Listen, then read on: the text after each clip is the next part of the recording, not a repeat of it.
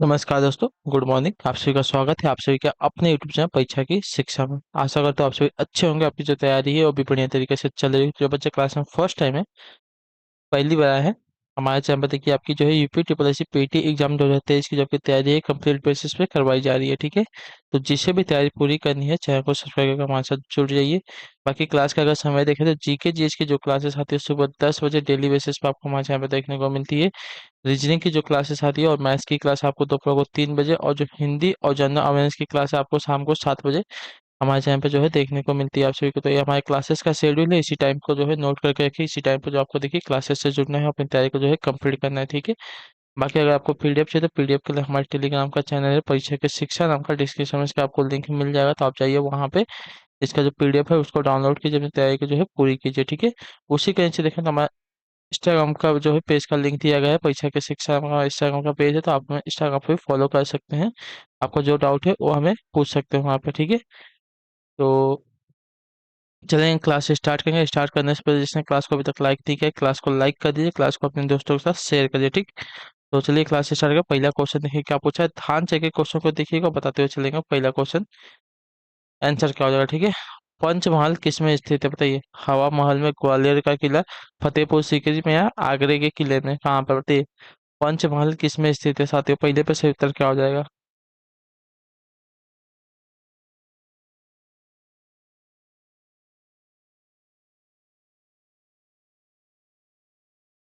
तो आपका उत्तर है फतेहपुर सीकरी में, जो आपका दिया गया सी वाला ऑप्शन पहले पे आपका सही था। ठीक है, पंचमहल फतेहपुर सीकरी में स्थित है, याद रखिएगा। ठीक, यह एक 5 मंजिला इमारत है जो बौद्ध विहार शैली में बना हुआ है। ठीक है, बनाया गया था, याद रखिएगा। अगले क्वेश्चन पढ़ेंगे, दूसरा नंबर उत्तर देंगे, सही उत्तर क्या हो जाएगा। ठीक, तारीख ए फिरोज शाही के लेखक कौन है बताइए। तारीख ए फिरोज शाही के लेखक कौन है, दूसरे का सही उत्तर क्या हो जाता है। आपका उत्तर साधु जियाउद्दीन बर्नी, जो आपका दिया गया यहाँ पे ये वाला ऑप्शन दूसरे पे आपका सही होता है। ठीक है, जियाउद्दीन बर्नी जो है तारीख ए फिरोज शाही के लेखक हो जाएगा, जो आपका ये वाला ऑप्शन दिया आपका राइट आंसर। ठीक, क्लियर है।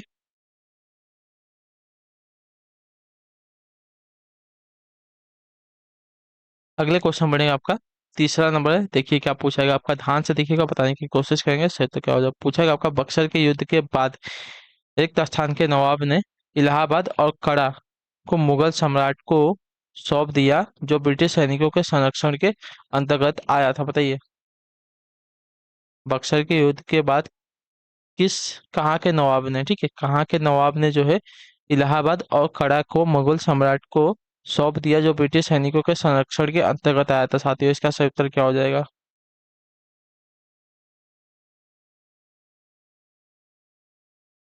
तो आपका उत्तर हो साथियों अवध के नवाब ने। ठीक है, जो आपका दिया गया डी वाला ऑप्शन आपका यहाँ पे सही है। ठीक है, बक्सर का युद्ध जो आपका 22 अक्टूबर 1764 ईस्वी में मुगल शासक शाह आलम द्वितीय बंगाल को बंगाल के जो नवाब है मीर कासिम और अवध के जो नवाब है सुजाउद्दौला की संयुक्त सेना एवं हेक्टेयर मुनरो के नेतृत्व वाली अंग्रेजी सेना के बीच जो है लड़ा गया था। ठीक है, इस युद्ध में भारतीय शक्तियां जो है पराजित हुई। इस युद्ध में मीर कासिम युद्ध भूमि से भाग गया, जबकि सुजाउद्दौला एवं शाह आलम द्वितीय ने आत्मसमर्पण कर दिया था। ठीक है, इसके बाद क्लाइव ने अवध के नवाब शुजाउद्दौला और मुगल सम्राट शाह आलम द्वितीय के साथ संधि की। ठीक है, अगले क्वेश्चन बढ़ेगा आपका, चौथा नंबर है, उत्तर देंगे सही। तो बाल विवाह अवरोध अधिनियम 1929 को निम्नलिखित किस अन्य नाम से जो है जाना जाता है, इसका सही उत्तर क्या हो जाएगा।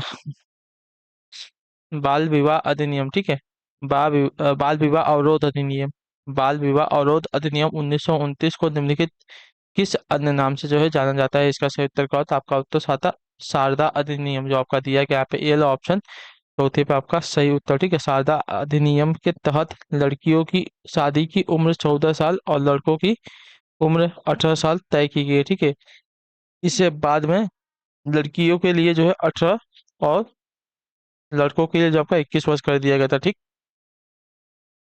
क्लियर है। अगले क्वेश्चन बढ़िया आपका, देखिए पांचवा नंबर है, उत्तर देने की कोशिश करें। प्राचीनतम वेद कौन सा हो जाएगा इसमें से बताइए। ऋग्वेद, अथर्ववेद, यजुर्वेद, सामवेद, प्राचीनतम वेद इसमें से कौन सा है बताइएगा, सही उत्तर क्या हो जाएगा। तो प्राचीनतम वेद आपका यहाँ पे साथियों ऋग्वेद है, जो आपका ये वाला ऑप्शन दिएगा पांचवे पे आपका सही उत्तर। ठीक, क्लियर है। प्राचीनतम वेद की बात करें तो प्राचीनतम वेद आपका यहाँ पे ऋग्वेद हो जाएगा। ठीक, क्लियर है। सभी को पता होगा। अगले क्वेश्चन बढ़ेगा आपका, देखेंगे। 6 नंबर है, सही उत्तर क्या हो जाएगा बताएंगे। क्वेश्चन पूछा गया आपका, सिपाही विद्रोह किस वर्ष हुआ था, बताइए। सिपाही विद्रोह जो हुआ था साथियों, कब हुआ था? तो आपका हुआ था 1897 ईस्वी में। ठीक है, जो आपका दिया गया बी वाला विकल्प आपका सही होता है। ठीक है, 1857 के विद्रोह को जो है सिपाही विद्रोह के नाम से जो है जाना जाता है, याद रखिए। ठीक, क्लियर है। अगले क्वेश्चन पड़ेगा आपका 7वां नंबर। देखिए क्या पूछा गया, बताने की कोशिश कीजिए। 7वें प्रश्न उत्तर का, 1815 में राम मोहन राय ने एक नई धार्मिक संस्था की स्थापना की, जिसे दिक् स्थान सभा कहा जाता था, जिसे बाद में ब्रह्म समाज के नाम से भी जो है जाना गया। बताइए किस समाज की जो स्थापना की थी राजा राम मोहन राय ने 1815 ईस्वी में? इसका राइट आंसर क्या हो जाएगा बताइएगा।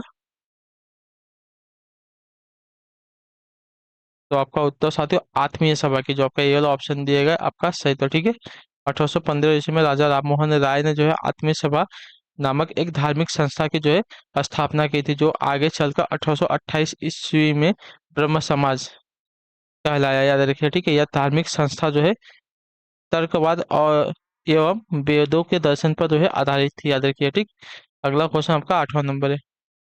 बंगाल का विभाजन 1905 ब्रिटिश वायसराय किसके द्वारा किया गया था, बताइए। बंगाल का जो विभाजन हुआ था 1905 में, ब्रिटिश वायसराय किसके द्वारा किया गया था? लॉर्ड मिंटो के द्वारा, कर्जन के द्वारा, चेम्सफोर्ड के द्वारा, या अर्नी के द्वारा? तो आपका उत्तर क्या होगा साथियों? तो आपका उत्तर साथियों लॉर्ड कर्जन के द्वारा, जो आपका दिया गया यहाँ पे बी वाला विकल्प आपका सही उत्तर हो जाएगा। ठीक है, बंगाल विभाजन लॉर्ड कर्जन के समय में 1905 ईस्वी में हुआ था, याद रखिए। ठीक है, क्लियर है। ठीक, अगला क्वेश्चन बढ़ेगा आपका 9वां नंबर। देखिए आपका क्या दिया गया है, किस स्वतंत्रता सेनानी ने महात्मा गांधी को पहली बार जो है राष्ट्रपिता कहकर संबोधित किया था?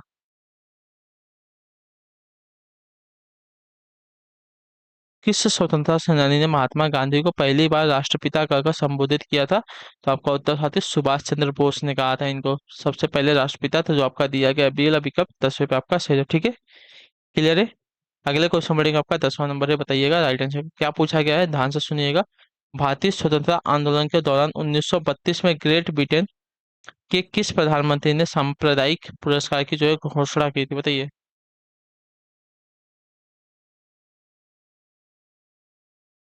भारतीय स्वतंत्रता आंदोलन के दौरान 1932 में ग्रेट ब्रिटेन के किस प्रधानमंत्री ने जो है आपके सांप्रदायिक पुरस्कार की जो है घोषणा की थी? इसका सही उत्तर क्या होगा साथियों? 10वें बताने की कोशिश करेंगे तो आपका उत्तर साथियों जेम्स रैमस मैकडोनल्ड्स, जो आपका दिया गया यहाँ पे डी वाला ऑप्शन आपका सही उत्तर हो जाएगा। ठीक है, क्लियर है। भारतीय स्वतंत्रता आंदोलन के दौरान 1932 ईस्वी में जो है ग्रेट ब्रिटेन के प्रधानमंत्री जेम्स रैमजे मैकडोनाल्ड ने सांप्रदायिक अवार्ड की जो है घोषणा की थी, याद रखिएगा। ठीक है। ठीक, अगला क्वेश्चन देखिए आपका 11 नंबर है। ध्यान से देखिए क्या पूछा गया, बताने की कोशिश। इनमें से कौन सी भारतीय क्षेत्र में एक खाड़ी नहीं है? ठीक है, इनमें से कौन सी जो है भारतीय क्षेत्र में एक खाड़ी नहीं है साथियों? तो भारतीय क्षेत्र में आपकी एक खाड़ी जो है अकाबा की खाड़ी नहीं है। ठीक है, जो आपका दिया गया है डी वाला ऑप्शन आपका सही। तो ठीक है, अकाबा की खाड़ी जो है लाल सागर तथा लाल सागर का भाग है, याद रखिए। ठीक है, याद रखिएगा।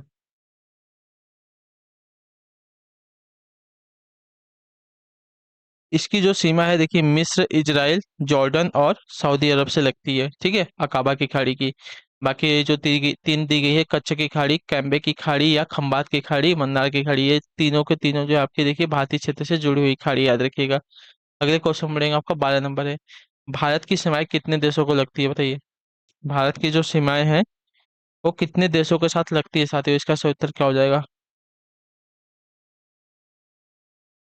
तो आपका उत्तर साथियों 7 है, जो आपका दिया गया सी वाला ऑप्शन आपका सही है। ठीक है, भारत की जो सीमाएं हैं कुल 7 देशों के साथ लगती है। ठीक है, भारत के 7 पड़ोसी देश आपके कौन से है? तो देखिए म्यांमार है, बांग्लादेश है, भूटान है, नेपाल है, चीन है, अफगानिस्तान है तथा आपका पाकिस्तान है। ठीक है, और भारत जो है सर्वाधिक भौगोलिक सीमा जो है बांग्लादेश के साथ अपनी साझा करते हैं। ये बात भी याद रखिए, आपसे पूछा जाता है कितनी करता है, तो देखिए 4096 किलोमीटर। ठीक, अगले क्वेश्चन बढ़े आपका 13 नंबर। पश्चिमी घाट क्या है? पर्वत है, पठार है, पठारों का ढलान है, या पहाड़ियां है, क्या है?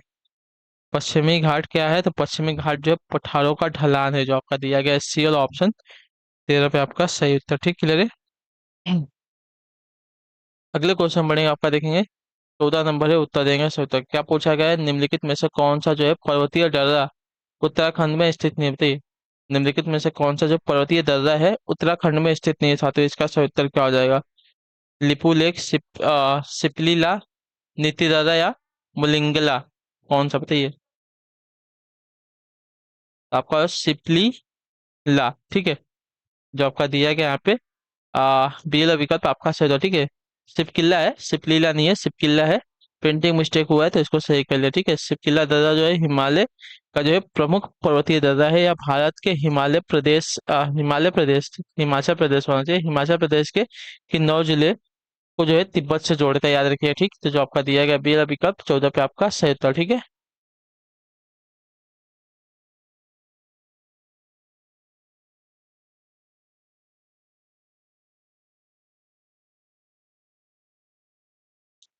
अगले क्वेश्चन बढ़ेगा आपका 15 नंबर, उत्तर देंगे टर्मिनल डॉपर रडार यानी कि TDR किसके लिए जो है प्रयुक्त किया जाता है? उपयोग किया जाता है, बताइए। टर्मिनल डॉपलर रडार, ठीक है, टर्मिनल डॉपलर रडार यानी कि TDR जो है किसके लिए प्रयुक्त किया जाता है? 15 पर सही उत्तर क्या हो जाएगा, बताइए।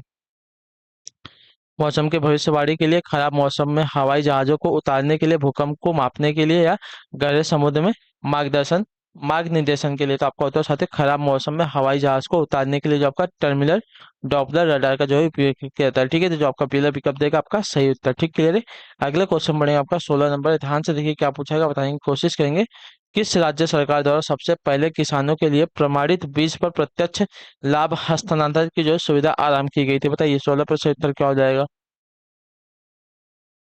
तो आपका उत्तर सही है, उत्तर प्रदेश सरकार द्वारा। जो आपका दिया गया बेल विकल्प आपका सही है, ठीक है, उत्तर प्रदेश सरकार द्वारा अप्रैल 2015 में जो है सर्वप्रथम किसानों के लिए प्रमाणित बीज पर प्रत्यक्ष लाभ हस्तांतरण की जो है सुविधा आरंभ की गई थी। ठीक है, क्लियर है। अगले क्वेश्चन बढ़ेगा आपका 17 नंबर है, ध्यान से सुनिएगा, पूछा क्या गया बताने की कोशिश करेंगे। भारत सरकार के न्यूनतम समर्थन मूल्य के अंतर्गत कितनी फसलें जो है शामिल हो की जाती है? बताइए, भारत सरकार के न्यूनतम समर्थन मूल्य के अंतर्गत कितनी फसलें जो है शामिल की जाती है? तो आपका राइट आंसर हो जाएगा साथियों आपका 24, जो आपका सी वाला ऑप्शन दिया गया है 17 पे आपका सही उत्तर हो जाएगा। ठीक है, क्लियर है। यहाँ तक सभी का क्लियर है? ठीक है, अगले क्वेश्चन बढ़ेगा आपका 18 नंबर, ध्यान से देखिए क्या पूछा गया, बताने की कोशिश करेंगे। The imperial bank of India को राष्ट्रीयकरण के पश्चात क्या नाम कर दिया गया था? The imperial bank of India को राष्ट्रीयकरण के पश्चात जो है क्या नाम कर दिया गया था, क्या नाम रख दिया गया था इसका? तो इसका सही उत्तर साथियों भारतीय स्टेट बैंक ऑफ इंडिया, जो आपका दिया गया यहाँ पे डीएल ऑप्शन आपका सही है। ठीक है, the imperial bank of India का राष्ट्रीयकरण के पश्चात इसका नाम जो है भारतीय स्टेट बैंक ऑफ इंडिया हो गया था। ठीक है, इसका जो राष्ट्रीयकरण है 1 जुलाई 1955 को हुआ था, याद रखिए। इसका जो मुख्यालय है मुंबई में है, ये बात भी याद रखिएगा। ठीक, क्लियर है। अगले क्वेश्चन बढ़ेंगे, ध्यान से देखेंगे आपका 19 नंबर है, उत्तर देने की कोशिश करेंगे। निम्नलिखित में से कौन जो है विनिवेश आयोग से संबंधित? बताइए, निम्नलिखित में से कौन जो है विनिवेश आयोग से संबंधित है? 19 पे सही उत्तर क्या हो जाए? तो आपका राइट आंसर सबको GV रामकृष्णा, जो आपका दिया गया ये वाला विकल्प 19 पे आपका सही था। ठीक है, वर्ष 1997 में विनिवेश आयोग की जो है स्थापना विनिवेश प्रक्रिया के विभिन्न पक्षों पर सलाह देने के लिए जो है की गई थी। ठीक है, इसमें इसके जो प्रथम अध्यक्ष थे आपके GV रामकृष्णा थे, याद रखिए। ठीक है, अगले क्वेश्चन बढ़ेगा आपका 20 नंबर है, ध्यान से देखिए क्या पूछा गया, बताएंगे क्वेश्चन। इनमें से कौन सा जो है भारत में बैंकिंग क्षेत्र में महत्वपूर्ण सुधारों में से एक नहीं है? बताइए, इनमें से कौन सा जो है भारत में बैंकिंग सुधारों के लिए, मतलब बैंकिंग क्षेत्र में सुधारों के लिए महत्वपूर्ण एक नहीं है साथियों? इसका सही उत्तर क्या हो जाएगा? तो मैंने आपको ये वाला कल कराया था, तो आपका उत्तर था तो वर्धित SLR, जो आपका दिया गया यहाँ पे डीएल ऑप्शन आपका सही था। ठीक है, क्लियर है। भारत में बैंकिंग क्षेत्र में महत्वपूर्ण सुधारों के लिए सुधारों में जो है वर्धित SLR नहीं है, क्योंकि SLR में जो है वृद्धि करने से बैंकों के पास पूंजी की जो है कमी हो जाएगी। ठीक है, जिसमें ब्याज दर बढ़ सकती है। ठीक है, जिससे निवेश प्रभावित होगा। ठीक है, तो SLR जो है बैंकिंग क्षेत्रों में महत्वपूर्ण सुधारों में से एक नहीं, याद रखिए। ठीक है, अगले क्वेश्चन बढ़े आपका 21 नंबर है, भारतीय संविधान के अनुच्छेद 243, ठीक है, भारतीय संविधान के अनुच्छेद 243 ब के अधीन गठित ग्रामीण क्षेत्रों के लिए स्व सरकार की संस्था कौन सी है, बताइए।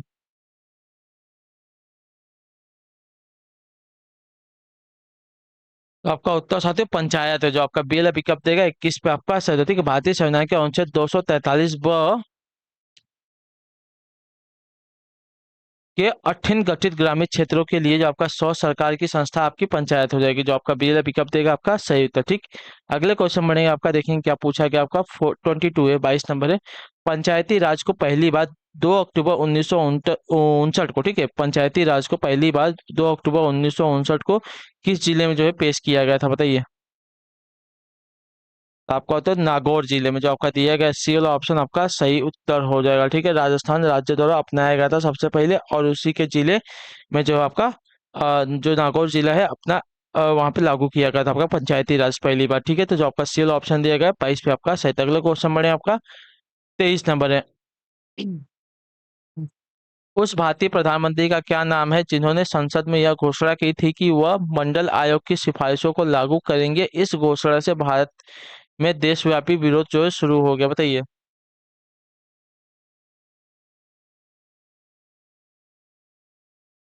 आपका उत्तर साथियों वीपी सिंह, यानी कि श्री विश्वनाथ प्रताप सिंह ने, जो आपका दिया गया यहाँ पे पहला पिकअप आपका सही उत्तर हो जाएगा, ठीक है, क्लियर है। इन्होंने जो है घोषणा की थी कि वह जो है मंडल आयोग की सिफारिशों को लागू करेंगे। इसके पश्चात जो है भारत में देशव्यापी विरोध शुरू हो गया था, ठीक है, याद रखिए वीपी सिंह यानी कि विश्वनाथ प्रताप सिंह। अगला क्वेश्चन बढ़ेगा आपका 24 नंबर में उत्तर देंगे। भारत में निम्न में से किस लोकसभा अध्यक्ष का जो है कुल कार्यकाल सर्वाधिक रहा है, बताइए। भारत में निम्न में से किस लोकसभा अध्यक्ष का जो है कुल कार्यकाल सर्वाधिक रहा है साथियों, 24 पे सही उत्तर क्या हो जाएगा। तो आपका उत्तर डॉक्टर बलराम जाखड़ है, जो आपका दिया गया यहाँ पे सी वाला ऑप्शन 24 पे आपका सही उत्तर हो जाएगा, ठीक है, क्लियर है। इनका जो कार्यकाल है साथियों लोकसभा अध्यक्ष के रूप में सबसे अधिक रहा है, याद रखिए, ठीक। अगले क्वेश्चन बढ़ेंगे आपका, देखें 24-25 नंबर में उत्तर देंगे। लोकसभा में सदस्यों द्वारा निजी विधेयक पेश करने की सूचना अवधि क्या है, बताइए। लोकसभा में सदस्यों द्वारा निजी विधेयक पेश करने की जो सूचना अवधि है साथियों क्या होती है, 25 पे सही उत्तर क्या हो जाएगा।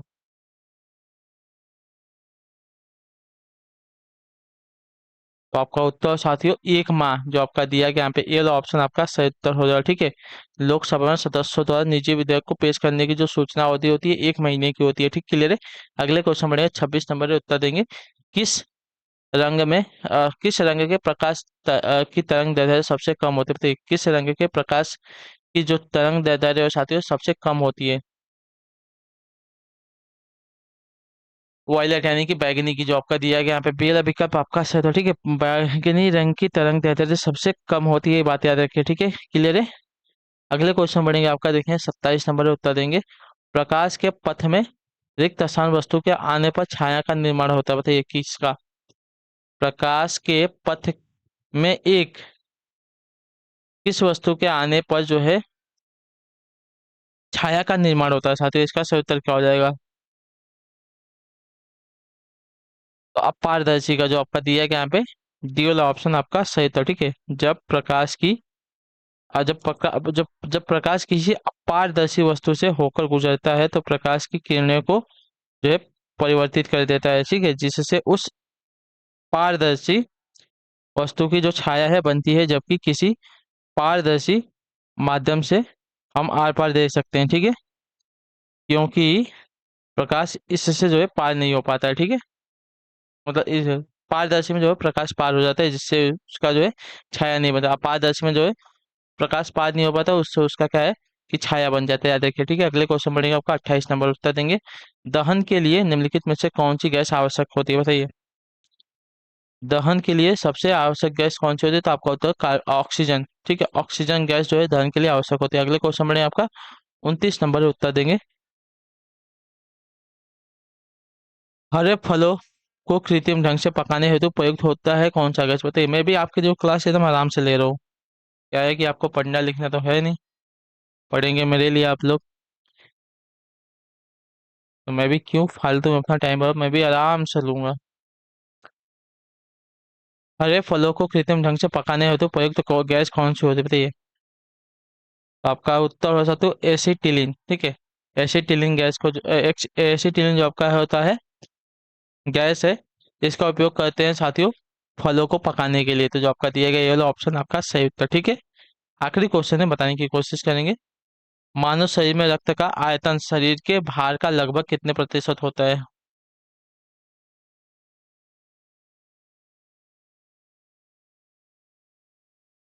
तो 7%, ठीक है। जो आपका दिया गया डी वाला ऑप्शन आपका सही है, ठीक है। मानव शरीर में रक्त का जो आयतन है शरीर के भार का लगभग 7% होता है। जो आपका दिया गया डी वाला ऑप्शन आपका यहाँ पे सही उत्तर, ठीक। क्लियर है, क्लियर यहाँ तक, ठीक। तो इसी के साथ जो आपकी क्लास है आज की यहीं पे कंप्लीट होती है। आपको देखिए नहीं पढ़ना है मत पढ़ो, जो करना है करो। हमारा जो काम है रेगुलर बेसिस पे क्लास देना, आपको हम क्लास देते रहेंगे, ठीक है। आओ क्लास में, मत आओ उससे मुझे कोई फर्क नहीं पड़ने वाला, ठीक। क्लास अच्छी लगी तो लाइक करें, बेकार लगी तो डिसलाइक कर दें, मुझे कोई फर्क नहीं पड़ने वाला उससे, ठीक। तो मिलते हैं हम आपसे अगली क्लास में, तब तक के लिए टाटा बाय बाय, जय हिंद जय भारत। आपसे क्लास से जुड़ने के लिए बहुत बहुत ही धन्यवाद।